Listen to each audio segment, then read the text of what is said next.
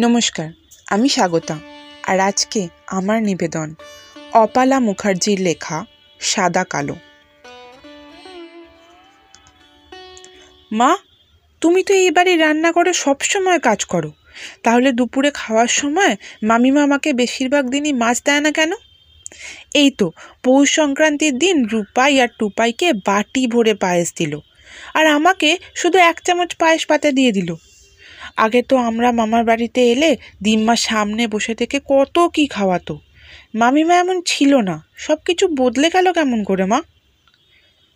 ছোট্ট ঝিলমিলকে বুকে টেনে নিয়ে মায়ের বিছানার এক পাশে চুপ করে শুয়েছিল সুচরিতা। বিছানার আর এক পাশে মা শুয়ে আছেন, প্যারালাইসিসে অক্ষম, কানেও শুনতে পান না।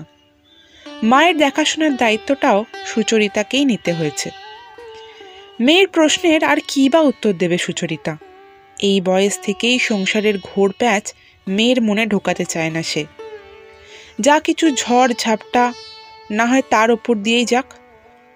মাত্র 8 বছর বয়স মেয়েটার, এরই মধ্যে তার মাথার ওপর থেকে ছাতা সরে গেছে। সুচরিতার শ্বশুরবাড়িতে নিজের বলতে কেউই ছিল না।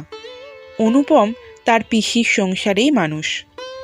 লেখাপড়ায় খুব ভালো ছিল সে, একটা ভালো চাকরি জোগাড় করতে তাই তাকে বিশেষ বেগ পেতে হয়নি। এত ভালো পাত্রকে সুচরিতার বাবা আর হাতছাড়া করতে রাজি হননি। একবার দেখাতেই পাত্রী পছন্দ হয়ে যায় অনুপমের। বিয়ের পরে বিলাসপুরে নিজেদের নতুন সংসার পাতে ওরা। বছর দুয়েকের মধ্যেই সংসার আলো করে ঝিলমিলের আগমন। দিনগুলো যেন হাওয়ায় ভর করে কেটে যেত তখন। অনুপম প্রাণপণে খাটত, তার প্রিয়জনরা যাতে একটুও কষ্ট না পায় সেদিকে তার ছিল কড়া দৃষ্টি। একটাই দোষ ছিল অনুপমের, সে কখনো হিসেব করে টাকা খরচ করত না। ভালো মন্দ খেতেও সে ভালোবাসত খুব। মেয়েটাও তাই খেতে ভালোবাসে।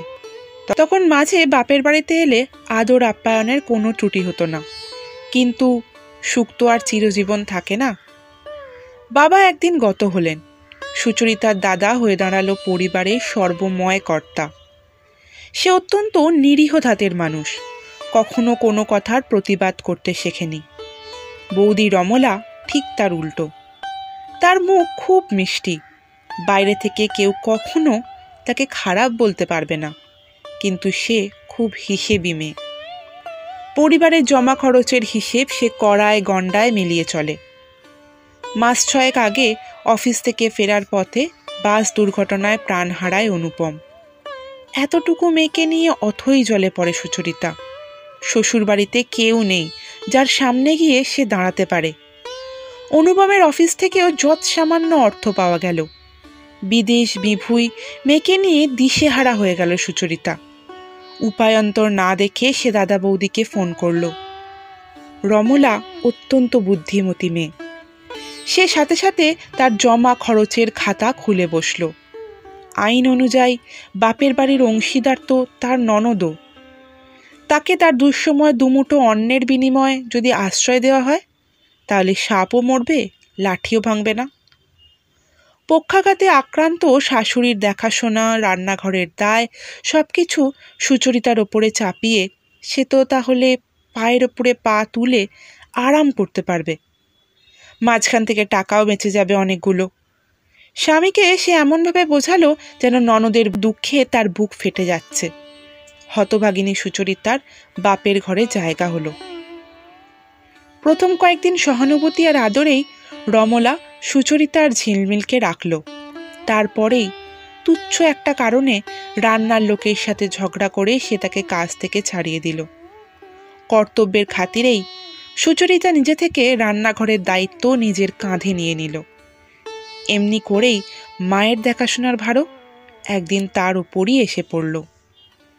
রমলা কিন্তু একদিনও তার সাথে খারাপ ব্যবহার করেনি। গণ্ডগোল শুরু হলো এক রবিবারে। সেদিন অফিস ছুটি। সুচরিতার দাদার সাথেই তার 2 ছেলে আর ঝিলমিল খেতে বসেছে। ছুটির দিন, তাই আজ মাংস রান্না হয়েছে। ছেলে মেয়েদের আনন্দ দেখে কে?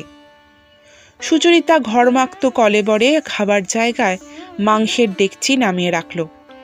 রমলা তার স্বামী আর 2 ছেলের জন্য বাটি ভরে মাংস তুলে পাতের পাশে রাখল। ঝিলমিলকেও একটা বাটি এগিয়ে দিল। ও মামি, আমার বাটিতে তো মাত্র 1 টুকরো মাংস, সবই তো ঝোল আর আলু, আমাকে আর 1 টুকরো মাংস দাও না। তুই থাম তো বাপু, পেট রোগা মেয়ে, একটুতেই অসুস্থ হয়ে পড়িস। তোকে আর মাংস খেতে হবে না, যা দিয়েছি ওই দিয়ে মেখে ভাত কটা খেয়ে নে। সুচরিতার দাদা অসহায় গলায় বলে উঠলেন, রুমি, দাও না আর 1 টুকরো বকে, ছেলে মানুষ চাইছে।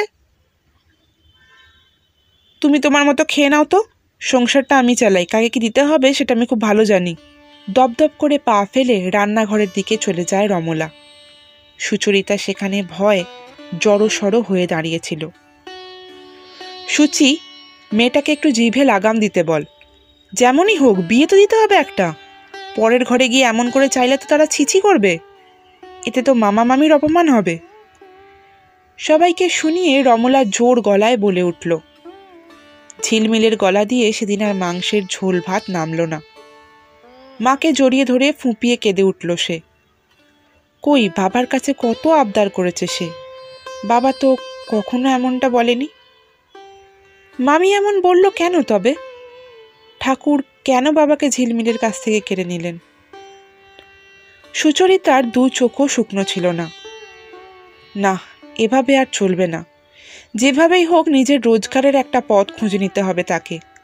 কিন্তু অফিসের চাকরি করার মতো যোগ্যতা তো তার নেই। সে জানে শুধু রান্না করতে, তবে কি রান্নার কাজই খুঁজবে সে? পরদিনই আশেপাশের ভাতের হোটেলগুলোতে খোঁজ নিতে শুরু করলো সুচরিতা, যদি কোনো রাঁধুনির কাজ খালি থাকে সেখানে। মেয়ে দেখে অনেকেই পিছিয়ে গেল। সন্ধ্যার মুখে সে যখন নিরাশ হয়ে বাড়ি ফিরে আসছে, এক পাঞ্জাবি বৃদ্ধ হোটেলের মালিক তখন তাকে কাজ দিতে রাজি হলেন। শর্ত একটাই, ওই বৃদ্ধ মালিকের বাড়িতে থেকে তাঁর এবং তাঁর বৃদ্ধা স্ত্রীর দেখাশোনা তাকেই করতে হবে। এ তো মেঘ না চাইতেই জল। ঈশ্বর তাহলে এখনো অসহায় ভক্তের কথা শোনেন? পরম কৃতজ্ঞতায় বৃদ্ধের পা ছুঁয়ে প্রণাম করে সুচরিতা। বৃদ্ধ 2 হাতে তাকে তুলে দাঁড় করিয়ে দেন। বেটি, মেয়ের মতো তোকে ঘরে জায়গা দিলাম, এই বুড়ো মা বাপের কথা কিন্তু ভুলে যাস না। পরদিন ভোরে নিজের ছোট্ট সুটকেস গুছিয়ে মেয়ের হাত ধরে দাদা বৌদিকে প্রণাম করে সুচরিতা। অবাক হয়ে যায় রমলা। কোথায় চললে 7 সকালে সুচি? 7টা বাজে রান্না চাপাও? আজ থেকে রান্নাটা তুমিই করো বৌদি। তোমাদের এতদিন জ্বালালাম, আজ মুক্তি দিয়ে যাচ্ছি। আমি স্বাধীনভাবে বাঁচার রাস্তা খুঁজে পেয়েছি, যে পথে চললে মেয়ের মুখে 2টো সম্মানের ভাত তুলে দিতে পারবো। তোমরা ভালো থেকো। সবার হতভম্ব দৃষ্টির সামনে মেয়ের হাত ধরে পথে নামে সুচরিতা। আজ থেকে শুরু হলো তার বেঁচে থাকার লড়াই।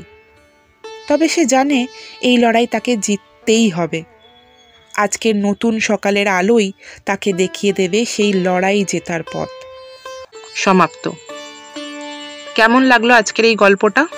ভালো লেগে থাকলে অবশ্যই জানাবেন, আর লাইক করবেন, কমেন্ট করবেন, শেয়ার করবেন, আর চ্যানেলটাকে সাবস্ক্রাইব করবেন এরকম আরও নানান গল্প পাওয়ার জন্য। সাবস্ক্রাইব করে বেল নোটিফিকেশনে অল ক্লিক করে রাখবেন, যাতে এরকম গল্প আরও দিলে আপনার কাছে প্রথমেই নোটিফিকেশনে চলে আসে। ধন্যবাদ।